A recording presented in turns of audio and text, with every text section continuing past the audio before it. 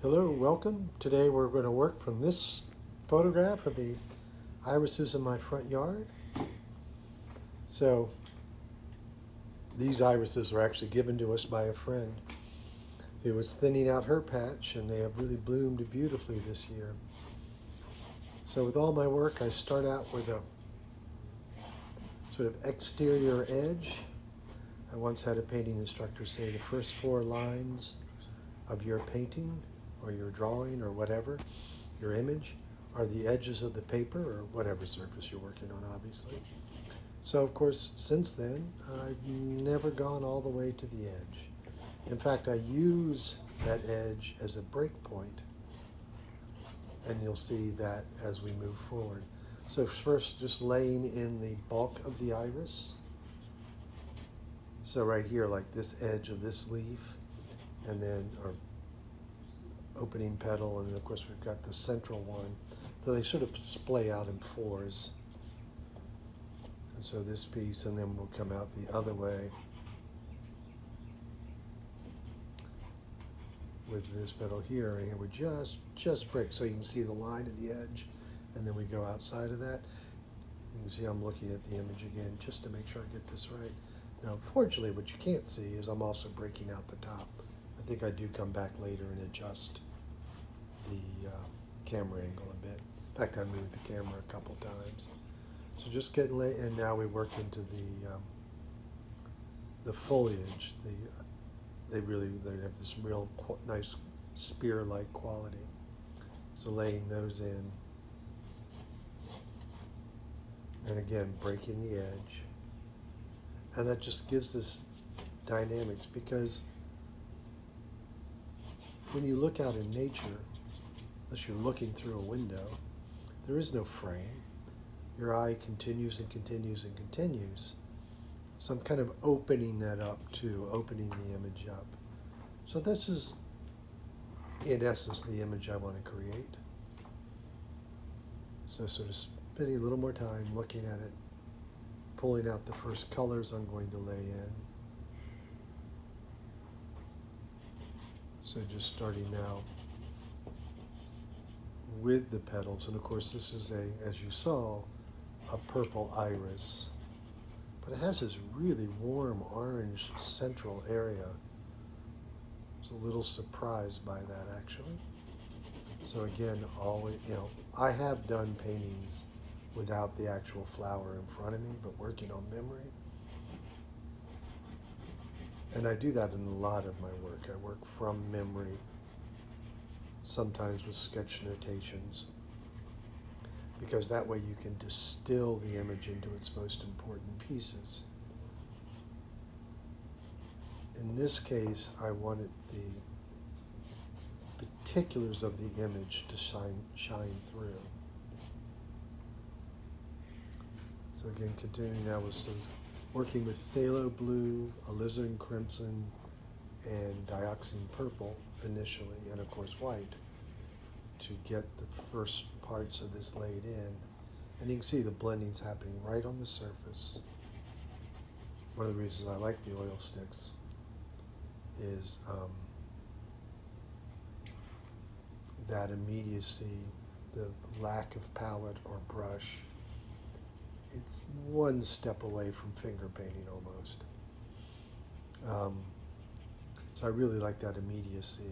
It's also why I like working on paper, because if you work on canvases, you're either purchasing pre-made canvases or deciding dimensions prior to having images in mind, and stretching those canvases, priming them, getting them all ready to go. Whereas this case, I cut the paper so that I have the image in mind, and then I cut a piece of paper to fit that image, and it's a real immediate, almost near instantaneous idea to execution without all of that prep time. Also with the oil sticks, there's no cleanup time either. And I don't prime the paper. I've had people say that I should, but I have been working with the oil sticks for, trying to think, 50 years, close to it. And so I have paintings where I can see, and there's no ghosting oil link around the outside edge. And like I said, I would go to the edge of the page, so you would see that oil stain in my work. And it doesn't happen. So I've never used a primer. So there, see, now you can see how that bit of the purple goes above, and you can also see the tripod isn't all that stable.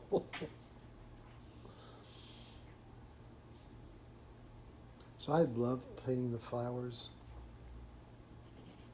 But one of the things with doing the flowers is, of course, we all know, or I hope you all know Georgia O'Keeffe's work. If not, look it up. For large-scale, single-image flowers, she is the iconographic interpretation of that. So making contemporary paintings of flowers that feel contemporary but aren't Georgia O'Keeffe's is a challenge. One of the other things I noticed, not only this orange core of the flower, but these almost seemingly tiger stripes on the two lateral, we'll call them east-west petals. And there's a little, I mean, I think actually all of the petals fold out with that.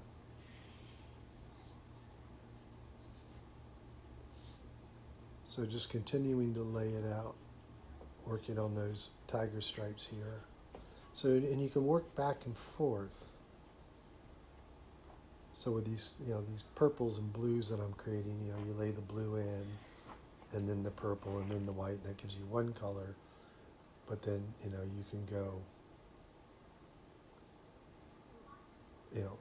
however you build those layers and stripe, work through them, they give you different sort of senses of color. Obviously, this would take forever if I kept on real time, so I've jumped to fast forward, which I always love watching. And then, of course, so there, I've moved the camera now that you can actually see. And, of course, with every painting, you want to look for color balance.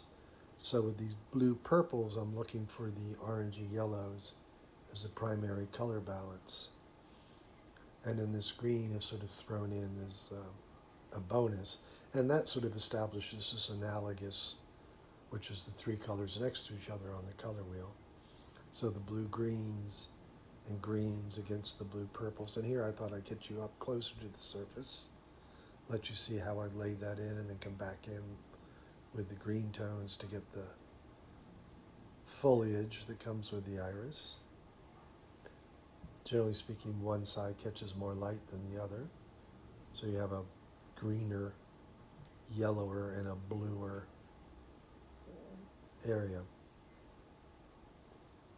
And of course, continuing with that back and forth of background and foreground. And to me, and with my paintings, neither is more important. The shapes of the yellow are every bit as intentional and purposeful as the greens.